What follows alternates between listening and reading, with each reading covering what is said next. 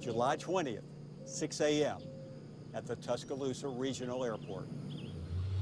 And right on time, a car pulls up. Nick Saban is flying Bama Air this morning. Destination, ESPN. The trip will take 2 hours and 10 minutes. The in-flight movie, the Auburn Spring football game. In the early morning skies, Saban obsessively looks for an edge. No time for naps, newspapers, or nonchalant chatter. Saban has a football season to prepare for after an off-season of turmoil and turbulence. Am I disappointed in the situation? Absolutely. I'm sure that everybody got the statement from yesterday on Jonathan Taylor. First, there was the dismissal of Jonathan Taylor from the team over a domestic violence accusation. He failed. We're sorry. It's time to move on. Then, during the SEC media days, Saban linked Alabama's crushing loss to Ohio State in the national semifinals to NFL draft distractions. Our team chemistry from the SEC championship game to the playoff game was affected. Afterwards, one of his former players, Plaxico Burress, tweeted, "Now Nick Saban players are being distracted by the NFL and chasing a dream. Ha ha, tell your story, Nick." Did Saban try to shoot you? Not yet. In August, author Monty Burke released a book called Saban, The Making of a Coach. Chances of Nick coming to one of these signings, I'd say 0.0. The unauthorized biography has Saban fuming. One of these days, when I'm finished coaching in Alabama, I'll write an authorized book. Because, you know, there's really only one expert on my life. And guess who that is? Me. 9:20 a.m., Oxford, Connecticut. Saban gets ready for the short ride to ESPN, where some of the SEC football coaches will be interviewed on this day. He's supposed to talk about the upcoming season, but... Nick Saban joins us in studio here. What's wrong with Alabama? Nick Saban in studio with us. It seems like folks are being more critical. Were you hurt by those comments? What an interesting offseason you had. Coach, thanks so much for being with us. Great to be here. 4:15 p.m. Saban jumps back on his charter to go home, free of reporters, except... How do you think it went?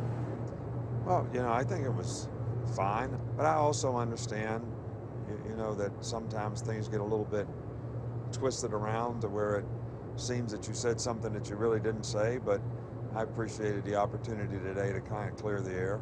Do you think there's a little bit of, there's an opportunity here to take a shot, I'm going to take it? Because, I mean, there hasn't been very much since you arrived at Alabama to criticize. You know, but I think that, you know, when you don't have success, you know, you're going to get criticized. And everyone's entitled to their opinion. And I certainly can't please everyone. Among the critics, former NFL wide receiver Plaxico Burress, who ripped Saban on Twitter. That really ruffled some feathers, especially the Alabama fans. It was irate. And I was laughing. I was like, yo, why are y'all mad at me? Burress played for Nick Saban at Michigan State and said Saban ditched the team for LSU after promising he would stay with the Spartans. He's a great coach, but how he handled that situation and as a coach to us players, it's something that we'll remember for the rest of our lives. We'll never forget it. The truth and Nick Saban have been interesting fodder for his many detractors. In 2006, he was pressed about rumors he was leaving the Miami Dolphins for Alabama. And I guess I have to say it, I'm not going to be the Alabama coach. But the Dolphins passed on free agent Drew Brees and his ailing shoulder, and you know the rest. Now, if we'd have had Drew Brees, you know, I might still be in Miami. Alabama wins. Instead, Saban has spent the last 9 years in Alabama, compiling a 104-18 record. He's won 4 conference championships, 3 national titles, and now has a chance at a 4th, making him a state deity who just happens to hold summer camps. Go. Step, step, step. In early June, Outside the Lines attended his annual youth football camp in Tuscaloosa. Hey, Paul, get your coaching shirt on and get in here and coach these guys, man. I mean, not in a damn shirt and tie. You want to use my hat? Keep your head right? Actually, it's Saban who does a lot of the coaching at his camp. That's it. Step, step, step. Hands up. Keep your hands up. Over 1,000 kids ranging from ages 8 to 14 attend. We're trying to promote the game. All right, we want to teach the guys discipline, you know, making good choices and decisions. Step, step. And there lies one of the great contradictions about Saban. Critics say that as strict as he is about playing the game right, This kid's rounding it off so he didn't really drop his weight and open his hips. He has a blind spot toward troubled players, adamant about offering second chances despite blazing criticism. It caught up to him with defensive lineman Jonathan Taylor, who Saban had signed but then released following a domestic violence accusation at Alabama. Taylor had been dismissed by Georgia after a domestic violence arrest.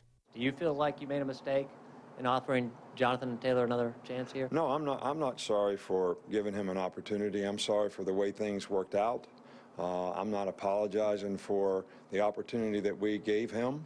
Some described your press conference afterwards as one of the lowest moments of your career at Alabama. I don't feel that way at all, and I'm not sitting here trying to change anything in my press conference. You know, when I say I'm not going to apologize for giving a guy an opportunity, that's what we do as coaches, all right? Now, you say it was one of the lowest things, but I've had about 50 families sit on the couch in my office saying, I really appreciate the way you took up for that guy. One of those guys was Muhsin Muhammad, who in 1995 had a breakout season as a wide receiver at Michigan State. That wouldn't have happened if Saban didn't look past Muhammad's previous gun and drug arrest. Why do you think he gave you a second chance? I don't know why he gave me a second chance. I fit the profile of a very, very bad person. And, you know, what society tells us about, you know, young black males that get in trouble. He made a judgment call. They're not always right judgment calls, right? But in my case, it was the right judgment call. Muhammad went on to have a 14-year NFL career, twice going to the Pro Bowl. Today, Man, I definitely want to see a couple more locations in Charlotte, you know. He has several business ventures and a number of charitable youth foundations in Charlotte, North Carolina. Is there anything about Nick Saban that maybe the rest of us don't know that you know? He's actually pretty soft. Soft? Yeah. Nick Saban? I think so. I think he's pretty soft. The head football coach at Alabama, the same one that's who we are talking about here. Yeah. I think people mistake him for who he really, I mean, he's a hard kind of guy, right? But I think Nick has a moral side to him that people really don't know or understand.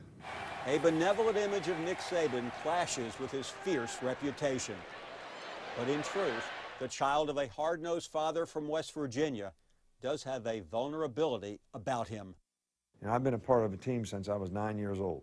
Scares me to death, all right, when I think about not being a part of a team.